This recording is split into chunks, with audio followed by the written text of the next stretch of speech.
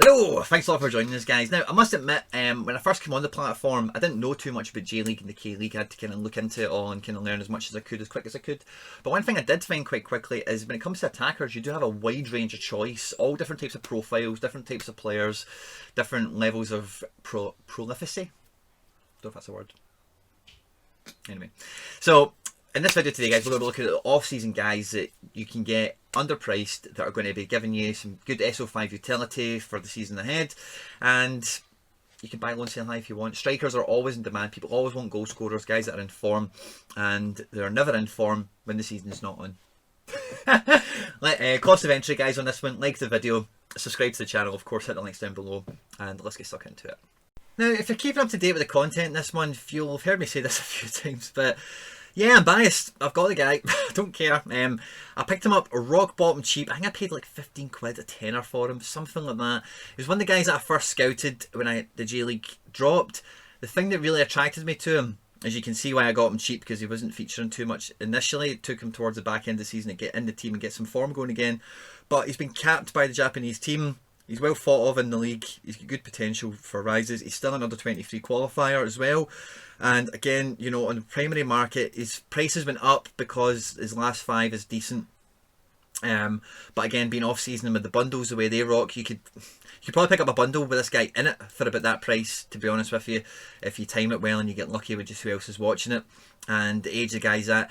Kashima Antlers are a bigger club in the J-League. Again, it's a club I'm familiar with before entering into SoRare from Champions League and Club World Cup appearances over the years and whatever.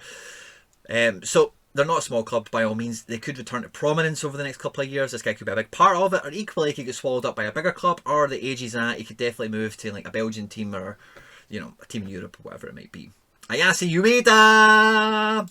Now, when Ueda wasn't featuring too much, I was scratching around the market for a long time looking for another striker who played regularly, who's cheap, who could make an impact for me.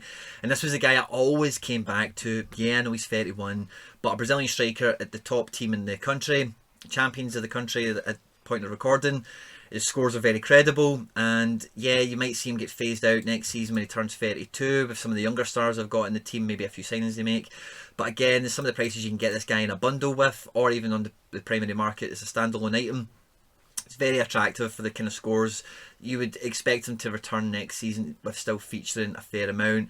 I've not seen anything that really lends me to suspect he won't play as much next year, but you know, strikers are different when they're, you know, getting into those, they're reaching closer to their mid-30s, they'll start to get phased out. So the guy might have had his, you know, his best point of his career is past him, but just with the club he's at and the sort of record he has, I don't think he would be a bad purchase at the sort of price levels we're talking about. As I say that, he could play every game next year and go get 20 to 30 goals. It's not beyond the realms of possibility.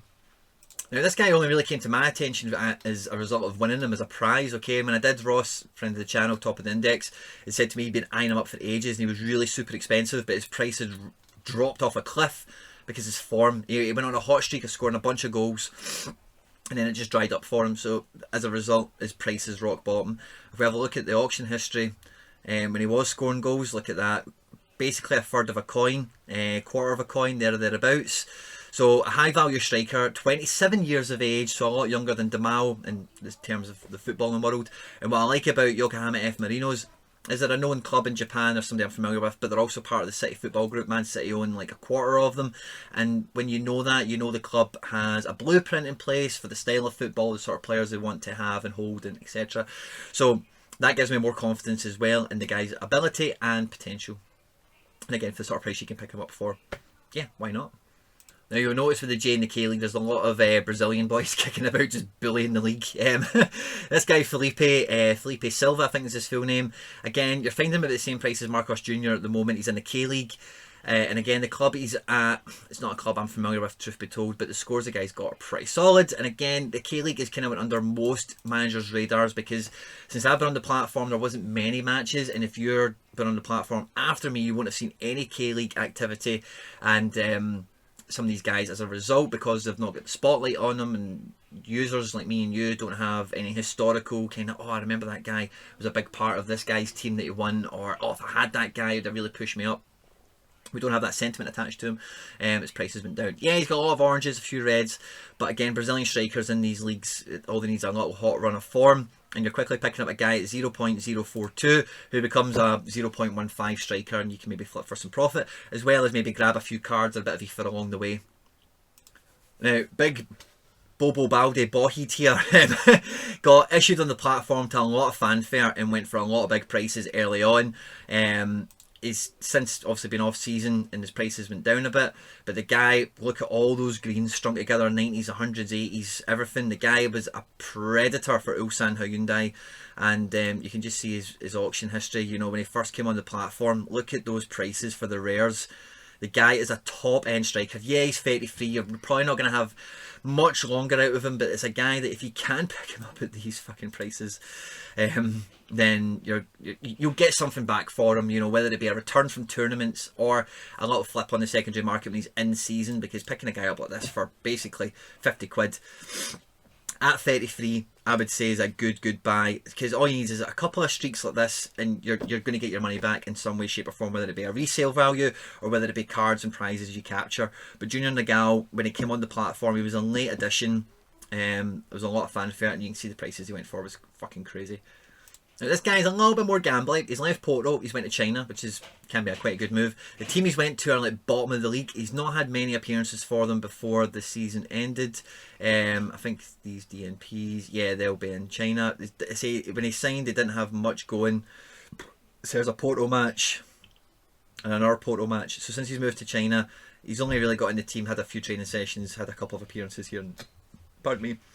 But again, Brazilians in Asia, and particularly China, you'd expect him to do really well. The sort of price you can pick him up for, it's not much of a gamble, to be honest with you. Tiquinho Suarez, under 30 years old.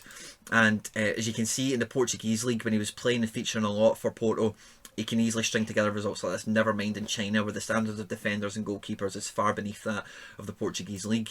And we've seen these guys go over there and boss the division before. And again, the sort of price this guy's floated about for, I think, is very underrated.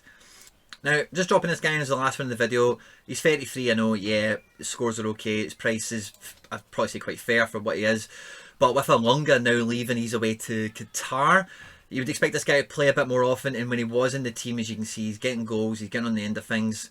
And at 33, I wouldn't expect too much more appearances out of him next year to last year, but the fact that Alunga is out, he will be the default starter in terms of who's going to be the focal point. And then you're just really watching out to see if they try and replace Alunga with another striker, maybe bring somebody through their youth ranks or make another signing within the division. But again, the sort of price you can pick this guy up for. It goes really well with an Osaka. You know, like Kashiwa Reysol, they didn't do too well, but I've kind of fell in love with them a little bit, the Japanese Dortmund.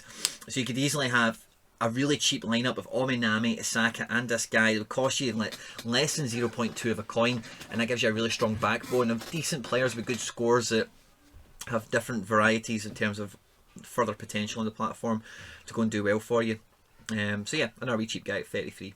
And as you can see, my striker choices for Asia are limited to 3. I picked up Rio Hatate over Leandro Damião, just because I thought, well, he's younger, about the same price. I'm not really in a rush for a striker, and I was quite happy to do that. Marcus Jr., as I said, is a win as a reward, and SU Ada I picked up for 13 quid, you know. So again, I'm happy to have a few of these guys floated about for different utility purposes. Just give me some more options, a bit more flexibility. You might want to go heavy on those leagues, brilliant.